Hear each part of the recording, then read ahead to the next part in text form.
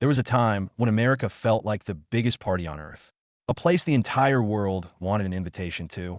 Students dreamed of studying here. Families planned vacations around it. Entrepreneurs flew in just to feel the energy of the place. The table was always full, every seat taken. But look closely today, and something strange is happening. The table is still there. The lights are still on, yet the chairs are slowly emptying. International tourism spending dropped by more than $12 billion. The United States has quietly become the only major developed country where international visitor numbers are not rising, but falling. New York alone has lost billions in visitor revenue. Las Vegas saw foreign tourism fall by more than 13%. The world isn't rushing to America the way it used to. Not because people suddenly dislike the country, but because fewer people feel a compelling reason to come. At first glance, the explanation sounds simple.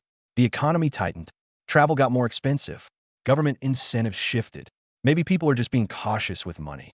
That explanation sounds reasonable until you compare what's happening elsewhere. In 2024, international arrivals to the United States dropped nearly 8%, while countries like Japan saw tourism surge by 27% and South Korea by 19%. Among Gen Z dream travel destinations, the United States has slipped out of the top three entirely, replaced by Canada, Australia, and Japan. That's not a small adjustment. That's a change in global gravity. And when you think about tourism in the context of national influence, the implications go far beyond empty hotel rooms or slower airline bookings. Tourism is often treated as a leisure industry, but in reality, it's something closer to a global referendum. When people choose where to spend their time and money, they're also choosing which societies feel inspiring, interesting, or worth experiencing. When a family flies halfway across the world to visit America, they're not just buying plane tickets and hotel nights. They're buying into a story. The story that this country represents freedom, ambition, creativity, and the belief that anything is possible. That belief is what filled airports and packed tourist districts for decades. But something subtle has shifted.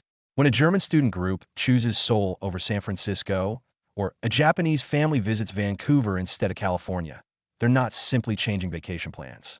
They're casting a quiet vote about which societies feel exciting, dynamic, and forward-looking.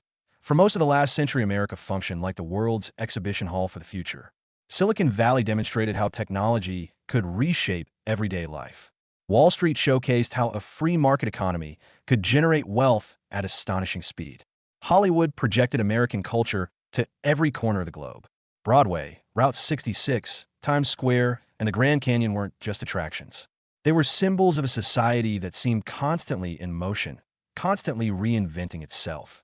If you wanted to see what tomorrow looked like, America was the place to visit. But today, the curiosity hasn't disappeared. It has simply migrated. Travelers still want to see the future.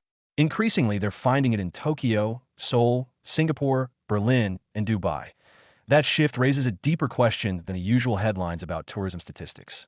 The real question is not how much money America might be losing from declining visitor numbers.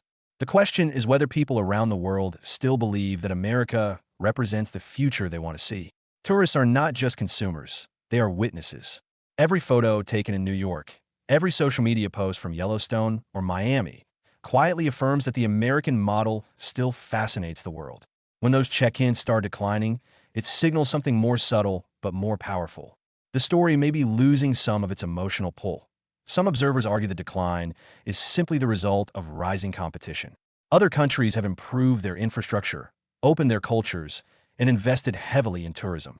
Japan's tourism boom reflects a country that has become easier to visit, more affordable, and deeply attractive to younger travelers seeking unique experiences. South Korea has turned culture into a global export through music, film, technology, and food. Canada and Australia offer familiar Western lifestyles with reputations for stability and openness. In a world filled with options, America is no longer the only destination that feels exciting. The consequences reach further than tourism revenue. When fewer people visit, fewer people build emotional connections with a country. A student who travels abroad may later decide to study there. A traveler impressed by a city's energy may return to start a business or invest in its economy.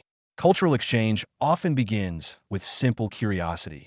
Remove that curiosity and the ripple effects spread quietly through education, trade, and diplomacy. Tourism has always been one of the simplest ways nations build influence without force. It is soft power in its most organic form. History offers interesting parallels. Rome was not only powerful because of its army or its wealth. Rome was powerful because the world wanted to go there. Scholars from Greece, traders from Asia, pilgrims from Africa, and diplomats from distant kingdoms all traveled to the empire because it represented the center of the known world. All roads led to Rome, not just physically, but culturally.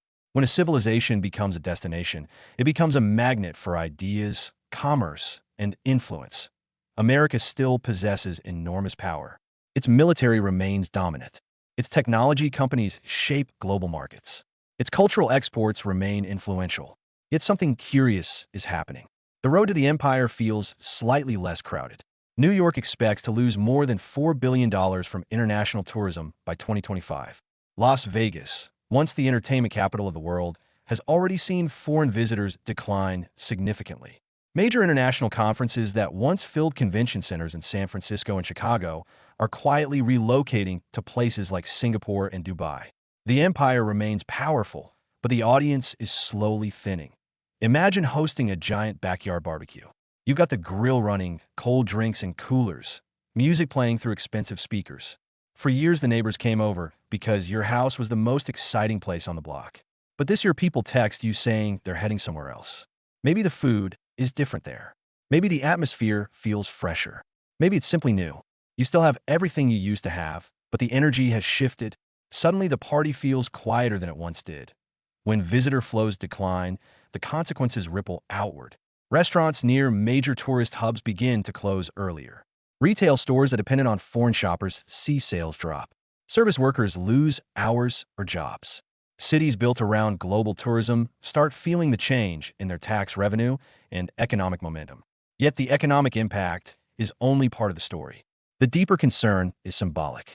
When fewer people want to visit a country, it may indicate that its narrative has lost some of its appeal.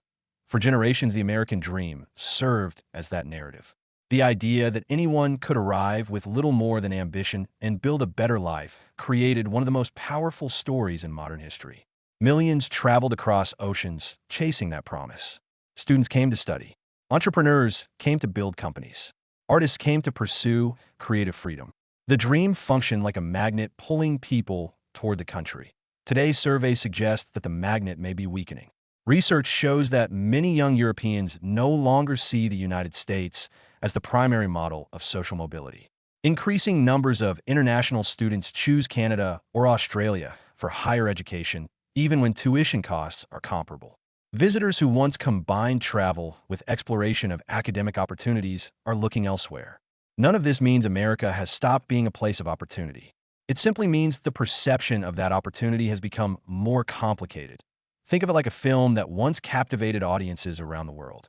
The story begins with a humble character arriving in a city full of possibilities. Through determination and creativity, they succeed beyond imagination. For decades, people watched that film and believed they could step into the same narrative. But if the audience begins hearing about rising costs of living, expensive education, and structural barriers, the story starts to feel less certain. People don't necessarily stop respecting the film, but they may stop buying tickets to experience it themselves. Social media has accelerated this change.